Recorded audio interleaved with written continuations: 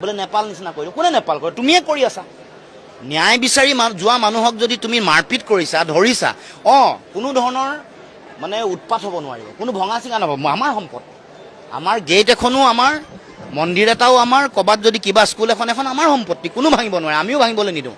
কিন্তু ভাঙিবলৈ নিদিয়াকৈ ৰখাটো তোমাৰ দায়িত্ব। আৰু গণতান্ত্ৰিক আন্দোলন কৰিবলৈ দিওঁতে কিয় বাধা দিছা? ঘৰলৈ গৈ সোমাই মাৰপিট কৰিছা, কিহলে ভয়?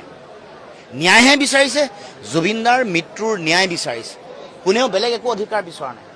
গতিকে ন্যায় বিচৰা মানুহক অত্যাচাৰ কৰে, জেললৈ পঠায়, তেওঁলোকক এৰেষ্ট কৰে, ডিটেইন কৰে, আৰু যিসকলৰ বিৰুদ্ধে আঙুলি উঠিছে অপৰাধ কৰাৰ, তেওঁলোকক মুকলি আকাশত পূজা খাই ফুৰিবলৈ দিয়ে। এইটো মুখ্যমন্ত্ৰী কেনেকুৱা ধৰণৰ ন্যায়?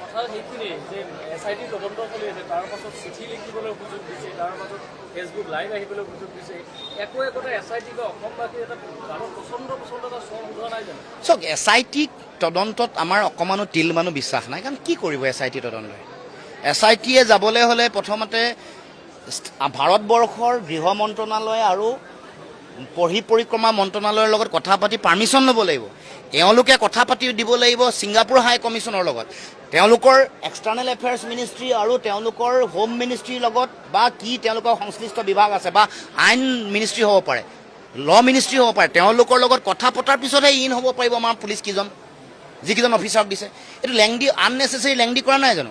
যদি চেণ্ট্ৰেল গভৰ্ণমেণ্টৰ এজেঞ্চি হয়, যদি মনিটৰিং হয় সুপ্ৰিম কোৰ্টৰ, তেতিয়াহ'লে আমাৰ ইয়াৰ ইণ্টিগ্ৰিটিটোৰ ওপৰতো আমাৰ বিশ্বাসযোগ্যতা আছে। আমাৰ সকলোৱে বিশ্বাস আছে যে সুপ্ৰিম কোৰ্টে কথাটো চাই থাকিব। আৰু CBI যাবই লাগিব, চেণ্ট্ৰেল গভৰ্ণমেণ্টৰ এজেঞ্চি। দেশৰ যিটো হায়েষ্ট বডি, যিটোৱে ইনভেষ্টিগেশ্যন কৰে, সেইটো কোনে? ৰয়েতো এইটো কাম নকৰে, CBI কৰে। CBI যাব লাগিব, কিন্তু মনিটৰিংটো সুপ্ৰিম কোৰ্টৰ হ'ব লাগিব। সেইকাৰণে কৈ আছোঁ, তেওঁলোকে গ'লে ডাইৰেক্ট তেওঁলোকৰ গৃহ মন্ত্ৰণালয়ে যেতিয়া তেওঁলোকক ডিপ'ৰ্ট কৰিব, তেওঁলোকক দায়িত্ব দিব, তেওঁলোকৰ অনুমতিৰ প্ৰয়োজন নাই। এক্সটাৰ্নেল এফেয়াৰ্ছ মিনিষ্টাৰৰ লগত তেওঁলোকৰ কলাবৰেশ্যন থাকিব, ল' মিনিষ্ট্ৰীৰ লগত থাকিব, সকলোৱে মিলি যাব পাৰিব। কাইলৈ গ'লে কাইলৈ যাব পাৰিব, পৰহিলৈ গ'লে পৰহিলৈ যাব পাৰিব। এই কামটো নকৰি আননেচেচাৰী লেংদি কৰিলে কি হ'ব? দীঘলীয়া যেতিয়া কৰিব, অপৰাধী যাৰ বিৰুদ্ধে আঙুলি উঠিছে তেওঁলোকে সাক্ষ্য লুকাব, তেওঁৰ তথ্য প্ৰমাণ লুকাব পাৰিব। 1, 2 সাক্ষ্য লুকাব পাৰিব। 3 যিসকল তেওঁলোকে নিজে বুদ্ধি সাজিব পাৰিব কেনেকৈ পলাব পাৰি। 4 নম্বৰ লয়াৰৰ লগত কথা পাতি তেওঁলোকে নিজে ফ্ৰেম কৰিব পাৰিব, ডিজাইনটো ফ্ৰেম কৰিব পাৰিব।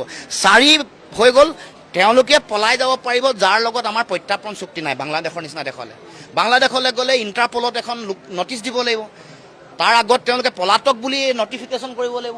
গতিকে এই কথা বতৰাবোৰক আমি বাৰে বাৰে কৈ আছোঁ। সংবাদ মাধ্যমকো প্ৰচাৰ নকৰিবৰ কাৰণে জোৰ দিয়ে, ফোন মাৰি ভয় খুৱাই থাকে। এইবোৰ কাম কৰি আছে নহয়। আমিতো লুকআউট নটিচ তেওঁলোকে জাৰি নকৰে। এইটো কিয় লুকআউট? এইটো চেণ্ট্ৰেল গভৰ্ণমেণ্টৰ ইণ্টাৰপলৰ লুকআউট নটিচ কোনে জাৰি কৰিব? এইটো জাৰি কৰিবলৈ চেণ্ট্ৰেল গভৰ্ণমেণ্টে হোম মিনিষ্ট্ৰীয়ে কৰিব। তেওঁ এতিয়া নিজকে মুখ্যমন্ত্ৰী আসনত থাকিছে। পলিটিকেলাইজ কিয় কৰে? আমিতো ন্যায় বিচাৰি আছোঁ। ভোট কাক দিব কাক নিদিব ৰাইজে ঠিক কৰিব। কিয় ৰাজনীতি কৰে মুখ্যমন্ত্ৰীয়ে? বেলেগক ৰাজনীতি নকৰিবলৈ কয় আৰু নিজে ৰাজনীতি কৰি থাকে। এইটো কেনেকুৱা ধৰণৰ কথা? আমাক একদম চিধা কথা, জুবিনদাৰ ভাষাত একদম চিধা কথা কৈছোঁ যে আমাক ন্যায় লাগে, ন্যায় সম্পৰ্কীয় কথাটো ক'ব। আজিলৈকে আমিতো SIT বা CID তদন্তৰ আমি বিৰোধিতা কৰি আছোঁ, কিন্তু SITয়ে নিজৰ দায়িত্বটো পালন কৰিছে নেকি? তেওঁলোকে এখন লেটাৰ লিখিলে নেকি মানে হেৰিলে? তেওঁলোকৰ ছিংগাপুৰ চৰকাৰ বা তেওঁলোকৰ যিটো মিনিষ্ট্ৰী, মানে ল' মিনিষ্ট্ৰীয়ে যিটো চোৱা চিতা কৰে এই গোটেই বিষয়টো, তেওঁলোকে চিঠি লিখিব লাগে। সেইটো মই যোৱাকালি সংবাদমেলত কৈছোঁ। এখন লেটাৰ ৰেগটৰী বুলি কয়, এখন দিলে তেওঁলোকে যি তাত আছে, চামকানু মহন্তই হওক, যোন XYZ যি তাত আছে, তেওঁলোকে লগে লগে মাতি আনি সাক্ষ্য লয়, কিন্তু মানে হেৰিৰ উপস্থিতিত, জাষ্টিছৰ উপস্থিতিত। আৰু সেই যিটো তেওঁলোকৰ সাক্ষ্য ল'ব সেইটো অসমত ভেলিড হ'ব। CIDয়ে কওক, SITয়ে কওক, CBIয়ে কওক, সেইটো হ'ল নিয়ম।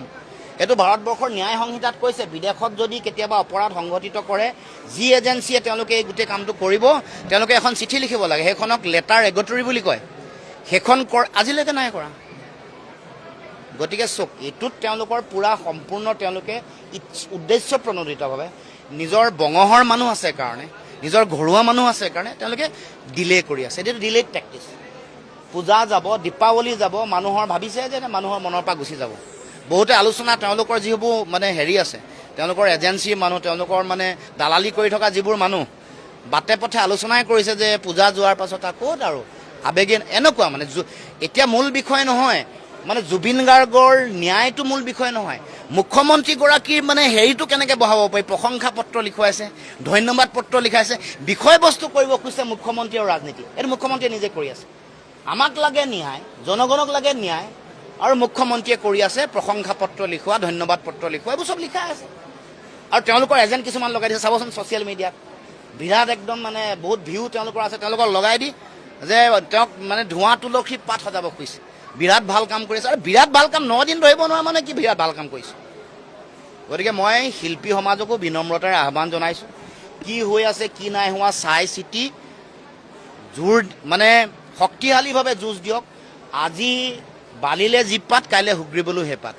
আজি যদি ভাবে যে আমি মনে মনে থাকিলে মুখ্যমন্ত্ৰীক তোষামোদ তৈলমৰ্দন কৰি থাকিলে কিবা ওলাব ভৱিষ্যতৰ দিনসমূহত এনেকুৱা বেয়া দিন আহিব বেলেগৰো